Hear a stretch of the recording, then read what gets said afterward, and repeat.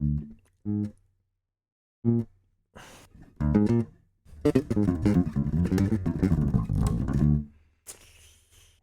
fellow bassists. Welcome back to my Bass Player University. And I had this idea today to discuss a concept I've been bringing up time and time again, wording it differently almost every time, but I think I'm going to stick with this one. I'm going to coin the phrase musical currency, just like the title. Because what is currency? Do we need it for music? All art should be free, shouldn't it? Well, artists, if dedicating their lives to something, they have to be able to live. I played a gig once. It was a wedding, by the way. And we played the show. It's like a rock band setting, sort of.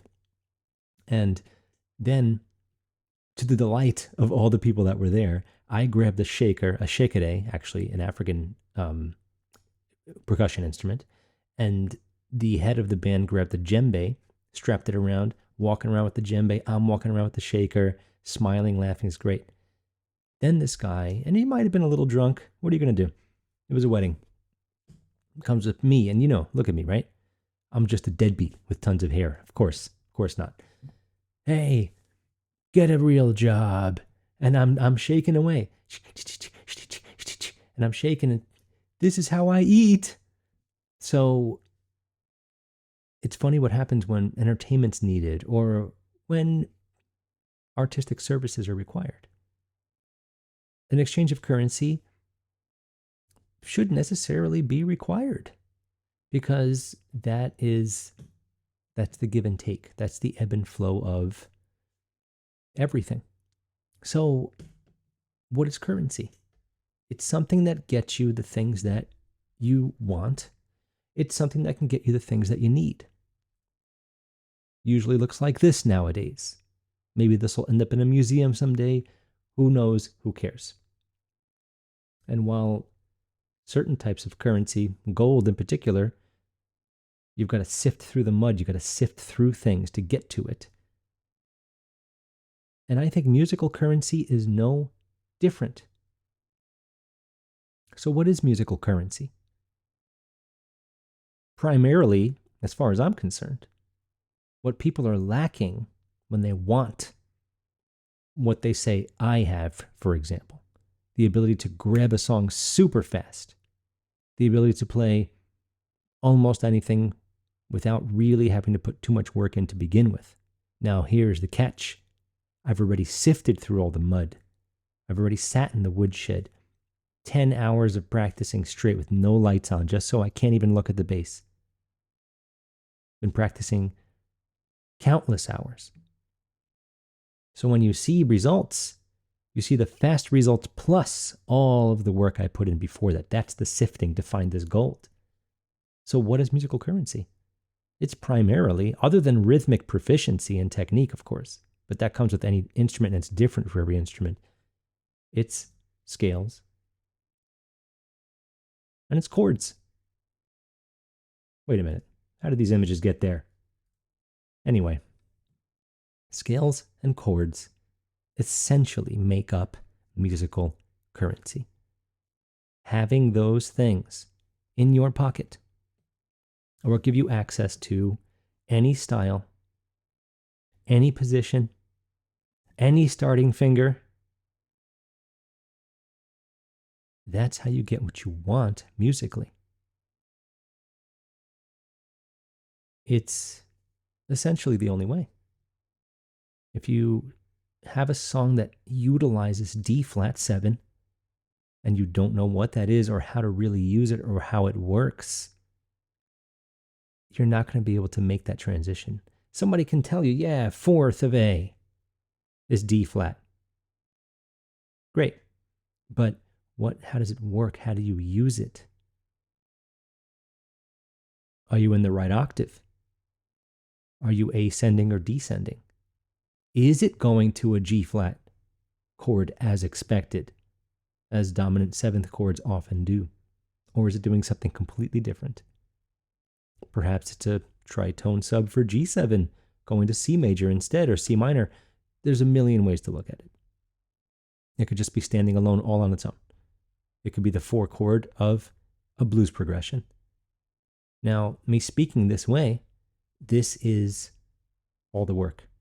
This is me utilizing my musical currency to understand something. So remember that even if it's just a simple triad, as I knock things over, even if it's just a simple triad, it can go a long way. It can go a long way to understanding the entire song. If I say, and I'll go to the 5th fret here so we can have a slightly more common language in case D flat's relatively unfamiliar. Let's say we go to D major, same as our open string, of course. Same as this harmonic and this octave. Let's say we're in D major. Now I have at least this information set. At least I have this information set 1, 2, 3, 4, 5, 6, 7 back to the octave. Now I know I have D major, I have E minor, I have F sharp minor, I have G major, I have A major, I have B minor, I have C sharp diminished, and I have D major again.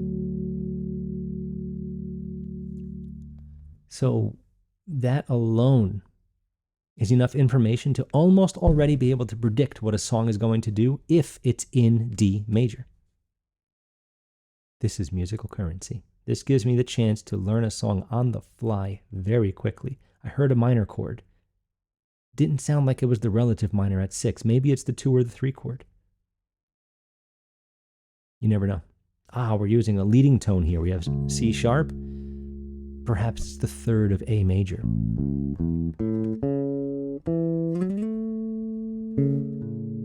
Who knows? Could be anything. But when you have the currency of scales and chords to use when you're learning a song, or we're trying to memorize a really long, big set list, this is the easiest way to actually know what you're doing right away, and you can predict what might be happening in the song. Yeah, a lot of rock stuff is in blues format, 1-4-5-ish world, but primarily 1 and 5 relating to each other. It's a big part of how songs work. If all of this is foreign information, and you've been plugging away at the bass for a long time, perhaps it is time to, in quotes, open the books and get ready to delve into the next set of information. This is usually what's lacking for most people. They can play a million songs and not know that they're using the 3rd of E minor, the 6th chord of D major. They might not know that that's happening. Fake it till you make it? Not sure. Quickly watch the very beginning of this video again to see how faking it works, although I found something there. It's entirely possible to play your entire life and not know any of this stuff. It's also entirely possible to learn how to speak your native language and not know how to read or write it. It doesn't mean that you're better or worse than somebody else who does. It just means that you may not have the proficiency level that that person does. It's possible. And being able to convey your thoughts with pencil and paper, being able to tell a drummer, it's straight 8th notes until the 4th measure of the 4th time, and then we do 1 E, a 3 E, and give them a little pattern. Then they'll know. You can pass information along like this, the more musical currency you have. So, not too much playing today, but I think that you've got a really good idea about my ethos as a teacher here at the Bass Player University. So please do visit my website. There's a few free lessons there. I mean, these kind of act as free lessons too, right? But there's more of a me being my bass teacher self. Now having been teaching for well over 25 years.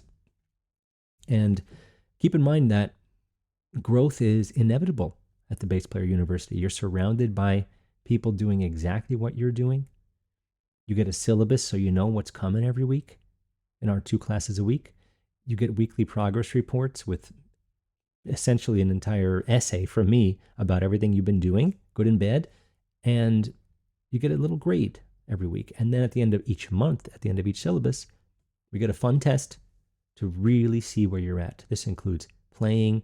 This includes reading and some writing, just a little bit to make sure you're in control of it. This includes technique and a lot of other stuff. This often includes a song that you get to choose out of several songs, or maybe just a part of a song, or maybe just a really popular riff that's fast, that'll take up as much time as a regular full song would. So I hope you enjoyed this. Please like and subscribe. Please, again, check out the website, join my email list. I'll give you some free PDFs that I give out to my Bass Player University students. And remember, you get access to the exclusive Telegram group as well. And this gives you a community that will help you thrive almost immediately. And it also keeps me available to you outside of university hours. So I hope you enjoyed. Again, thank you so much. And I'll see you in the next video.